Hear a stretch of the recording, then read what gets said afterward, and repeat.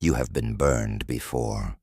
Not by a stranger, by someone you trusted, someone you let close, someone you gave your time, your loyalty, your resources, and who returned it in a form you did not recognize until the damage was already done. And when it happened, you told yourself it was a surprise. But if you are honest, truly honest, the signs were there. You simply did not have a framework to read them. Machiavelli gave us that framework over 500 years ago. He watched courts collapse. He watched alliances dissolve overnight. He watched brilliant men destroyed not by enemies they could see, but by people standing next to them at the table. And he documented every type, every pattern, every behavioral signature that announces danger before danger announces itself. This is not a list of villains. These are not monsters who announce their nature. These are ordinary people, charming people sometimes, operating according to a logic you have not been taught to recognize. And that gap in your education is costing you. It has already cost you. By the end of this video, that gap closes. You will see the 7 types clearly. You will recognize them in the people around you right now, and more importantly, you will understand exactly what Machiavelli said to do about each one. Sit down. Lock in. Because what follows is not about suspicion or paranoia. It is about something the modern world has deliberately made unfashionable. It is about seeing people accurately, not charitably, not cynically, accurately. And that precision, developed now, applied consistently, will protect you in ways that no amount of goodwill ever has. And why Machiavelli saw what everyone else refused to look at. Before the 7 types, you need to understand why Machiavelli's analysis cuts deeper than anything the self-help industry will ever give you on this subject. Most content about difficult people operates from a therapeutic framework. It gives you language for how their behavior makes you feel. It validates your experience. It suggests communication strategies. And then it sends you back into the dynamic with slightly better vocabulary and no structural protection whatsoever. Machiavelli did not care how their behavior made you feel. He cared about power, about who gains it, who loses it, and the precise mechanisms by which each outcome occurs. He watched human nature not from a position of hope or disappointment, but from a position of rigorous, unsentimental observation. And what he observed, across courts, armies, republics, and private households, was that most people are destroyed not by forces they could not have anticipated, but by patterns they refused to see, because seeing them felt unkind. Here is what Machiavelli would tell you directly. The world does not reward your generosity of interpretation. It rewards your accuracy. The man who insists on believing the best about everyone around him until the evidence becomes undeniable is not virtuous. He is expensive. His goodwill subsidizes the behavior of every type on this list, and he pays for that subsidy with his time, his resources, his opportunities, and eventually, if he never learns, with his peace of mind. This is not an argument for distrust. It is an argument for the specific skill Machiavelli considered foundational to everything else. The skill of reading people correctly before they have finished revealing themselves. The 7 types are the curriculum. 1. The Flatterer. Machiavelli devoted an entire chapter of The Prince to this type. Not a paragraph, a chapter that tells you something about how seriously he took the danger. The flatterer is not someone who occasionally says something nice. The flatterer is someone whose relationship with you is built almost entirely on the management of your self-image. They tell you what you want to hear. They confirm your decisions. They validate your perceptions. They make you feel uniquely understood. And the feeling they produce in you is so pleasant, so reassuring, so distinct from the friction of honest engagement that you begin, gradually, without noticing, to prefer their company to people who tell you the truth. That preference is the mechanism of your destruction. Machiavelli wrote that a prince who surrounds himself with flatterers will eventually be surrounded only by flatterers, because honest men, finding their honesty unwelcome, will either fall silent or leave, and a prince who cannot access honest counsel about his own blind spots, his own errors, his own deteriorating decisions, cannot correct anything. He can only accelerate toward whatever cliff the flatterers are too invested in his goodwill to mention. Here is how you recognize this type. They almost never disagree with you. When you propose something questionable, they find a way to support it. When you fail, they find a way to reframe it as a success. When you describe a conflict from your perspective, they confirm your perspective without ever asking what the other person might have been experiencing. This consistency feels like loyalty. It is not loyalty. It is strategy. The flatterer needs your approval and your resources far more than they need your accuracy, and they will sacrifice your accuracy every single time to secure what they actually want. The move Machiavelli recommends is blunt. Test them, deliberately. Ask them to criticize something you have done. Describe a decision you made and ask what they would have done differently. Create a small, safe space for honesty and observe what happens. The honest person will take it. The flatterer will hesitate, soften, qualify, and ultimately find a way to validate you again, even inside a question that invited criticism. That hesitation is their signature. Once you have seen it, you cannot unsee it. 2. The Indispensable One. This type is more sophisticated and more dangerous than the flatterer because they deliver genuine value. That is the trap. The Indispensable One arranges, carefully and without announcing it, for you to need them. They insert themselves into your key processes. They hold information you do not have access to anywhere else. They build relationships on your behalf that root through them. They make themselves structurally necessary. And then, once the structure is in place, they begin to use that necessity as leverage, not always overtly, often simply through the quiet power of being the person without whom things do not function. Machiavelli observed this type in ministers, advisors, and close confidants who served princes faithfully until the moment serving themselves conflicted with serving the prince, and then revealed with perfect clarity which they had always actually been doing. The prince who discovered this too late found that extracting the Indispensable One was more expensive than tolerating them, because the Indispensable One had engineered it that way. The recognition test is this. Ask yourself who in your orbit has concentrated access, information, or relationships in a way that makes you dependent on them specifically, rather than on the function they perform. The healthy version of this dynamic is a person who does their function so well that you would struggle to replace the quality. The dangerous version is a person who has arranged things so that you would struggle to replace them at all, because the access, the information, the relationships do not fully exist in any form you can access without them.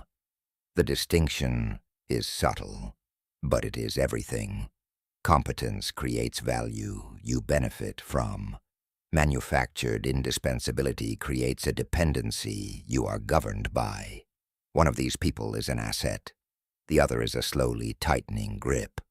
3. The Neutral One. This is the type Machiavelli was most contemptuous of. Not the enemy, not the betrayer, the one who refuses to take a side. When you are in a genuine conflict, when something real is at stake and you need to know who is with you, the neutral one withdraws. They speak in careful language that commits to nothing. They are equally warm to you and to the person or force opposing you. They describe their neutrality as wisdom, as balance, as not wanting to get involved in something that is not their business. And this description is so reasonable, so socially acceptable, so easy to mistake for maturity, that most people let them stay in the circle without ever naming what their neutrality actually costs. Machiavelli named it. He wrote that a prince who remains neutral when his neighbors are at war ends up as the prey of the victor whoever wins. The neutral one believes that by committing to nothing they preserve everything. What they actually do is demonstrate to everyone watching that their loyalty is conditional on safety.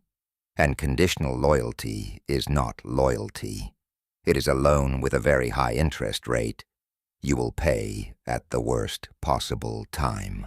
And here is the real damage this type does.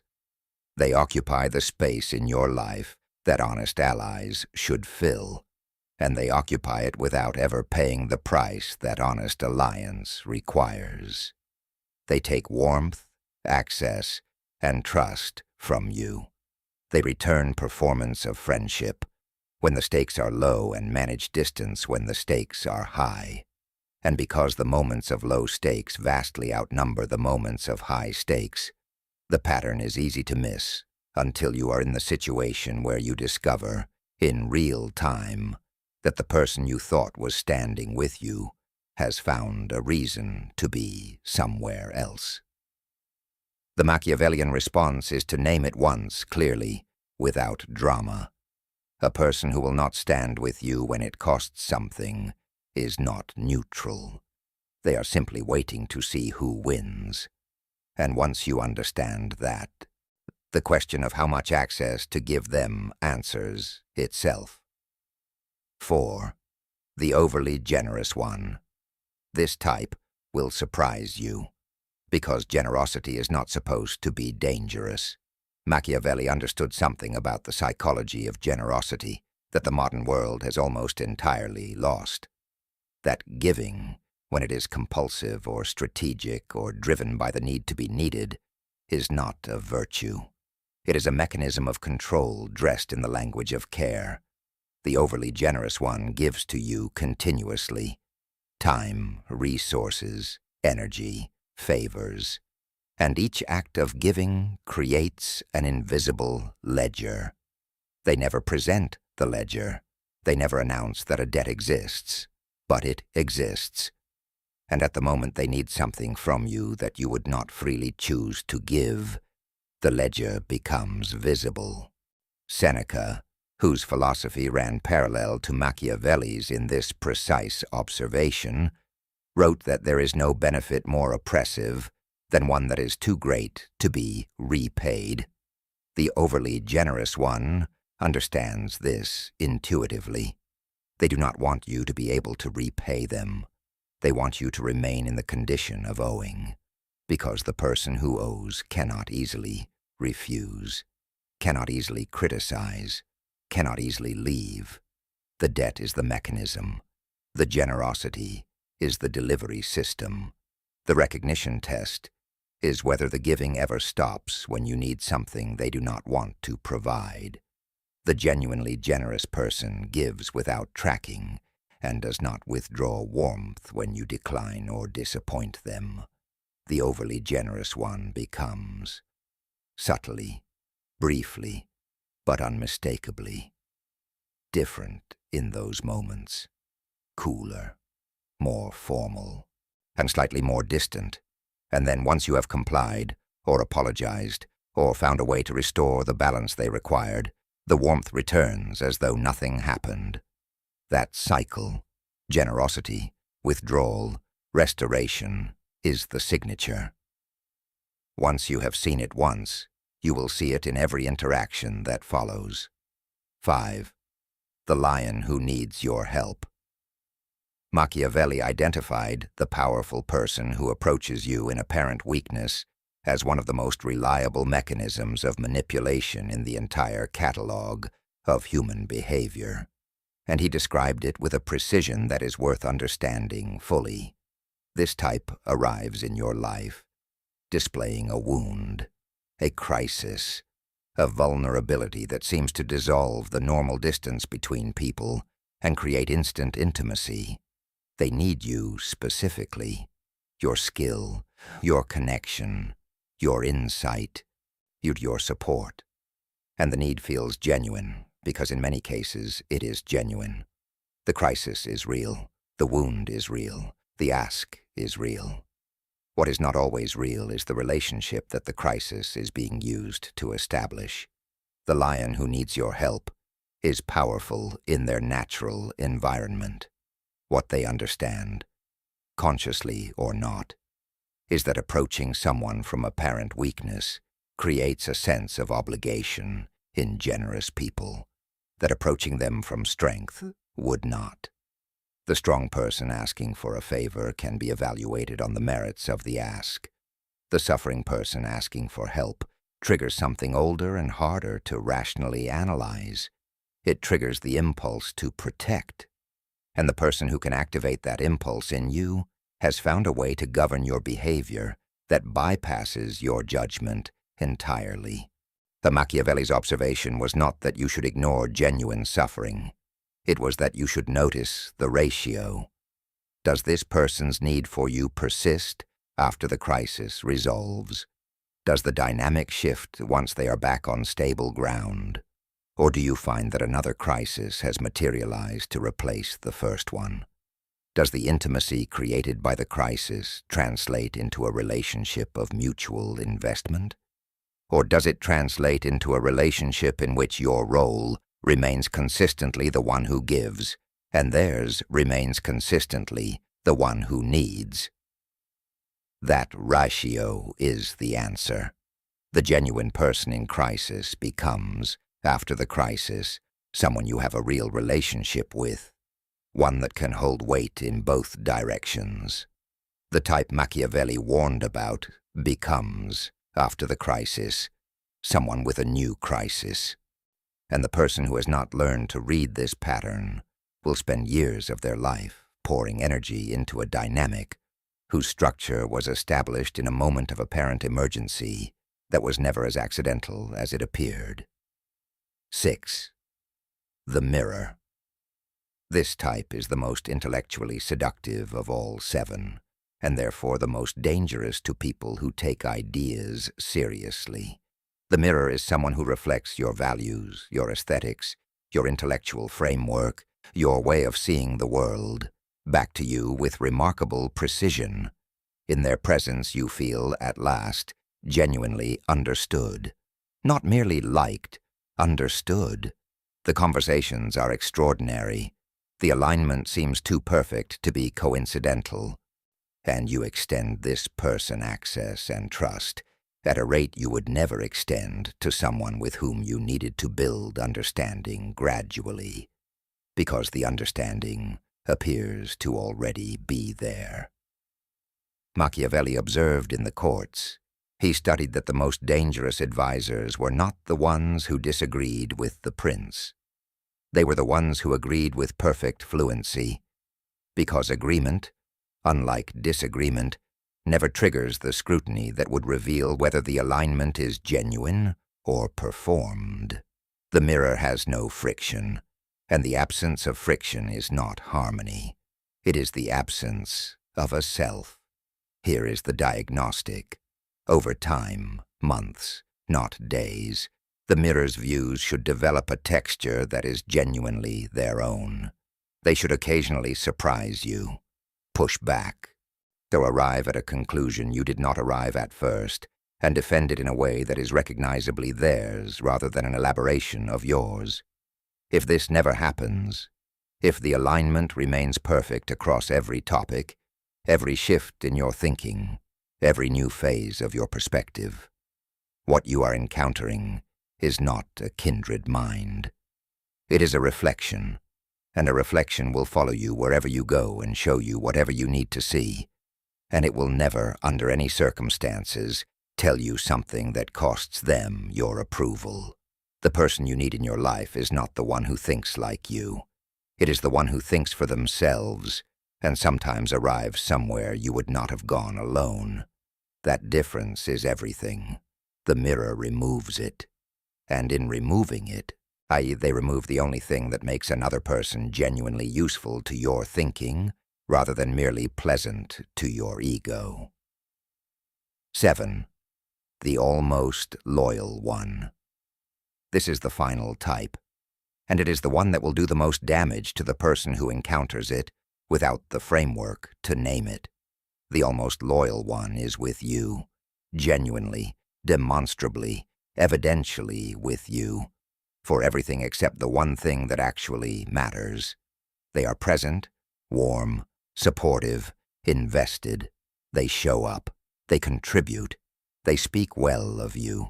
They pass every surface test of loyalty with a consistency that makes the exception, when it comes, feel impossible to attribute to them, because someone who has been this reliable cannot also be this unreliable. And so when the betrayal happens, or the withholding happens, or the moment comes when they are not where they were needed most, the person who was harmed spends months trying to understand how someone so loyal could do what they did. Machiavelli's answer is that they were never fully loyal. They were loyal to you in every domain except the one in which their own interest conflicted with yours.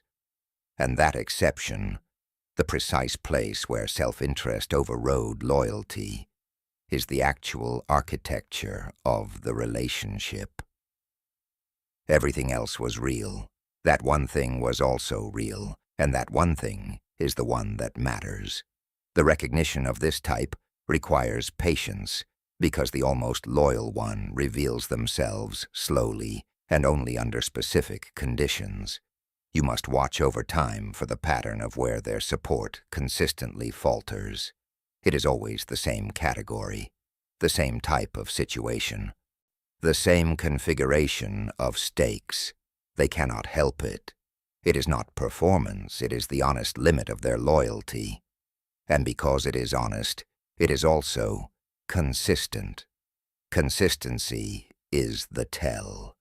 Once you have identified the category in which someone's loyalty does not hold, you have identified the boundary of what they can actually be to you. That boundary does not make them a bad person. Machiavelli was not interested in moral judgments. He was interested in accurate maps. This person is loyal here, here, and here, and not there. That is information. Act on it without drama, without confrontation, without the need for them to admit what you have already identified.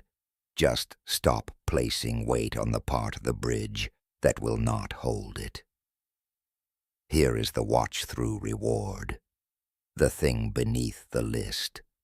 Every single type on this list operates by exploiting the same mechanism.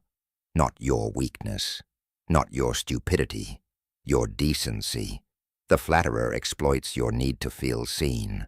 The indispensable one exploits your reliance on people who deliver.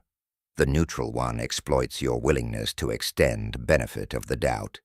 The overly generous one exploits your sense of obligation. The lion who needs help exploits your compassion. The mirror exploits your hunger for understanding. The almost loyal one exploits your evidence-based trust.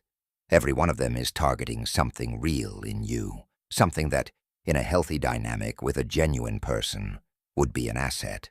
Your warmth, your loyalty, your generosity, your desire for understanding.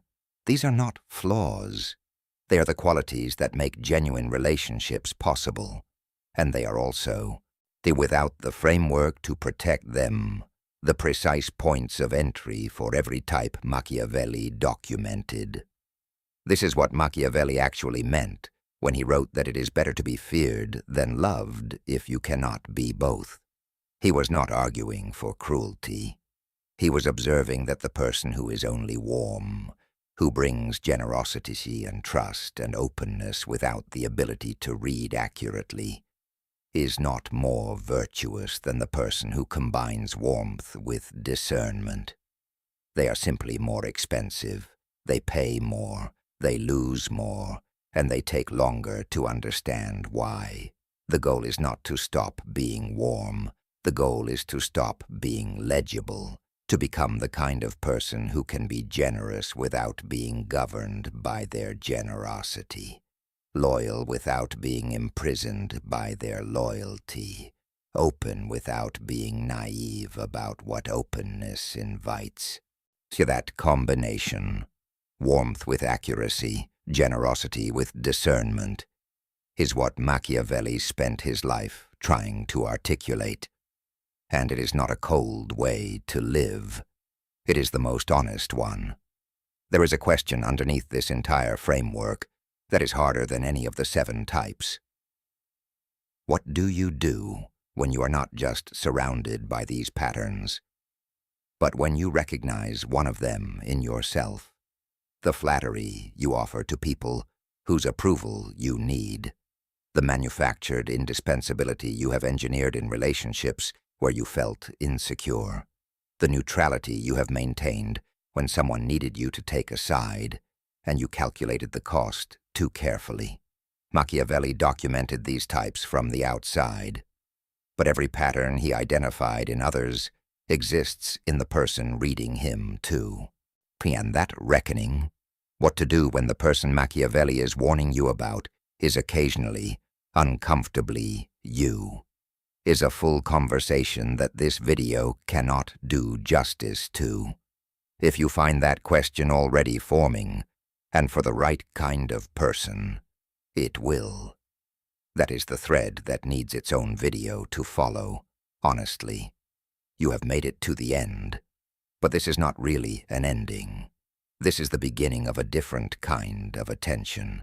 Everything Machiavelli documented is visible right now in your life, in your circles, in the people you have let close and the people you are still deciding about. The 7 types are not historical curiosities. They are present, operational.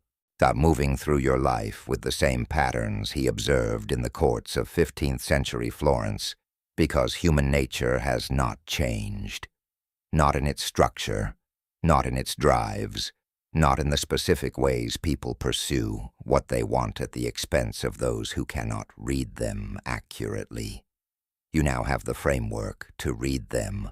Use it quietly. Do not announce that you have learned to see differently. Do not test people with visible skepticism, or withdraw warmth dramatically, or begin treating your relationships as adversarial, because you have studied adversarial dynamics. That is the wrong application, and it would make you a version of the very thing you are trying to protect yourself from. Instead, observe more than you speak. Extend trust incrementally rather than completely. Notice where the consistency breaks.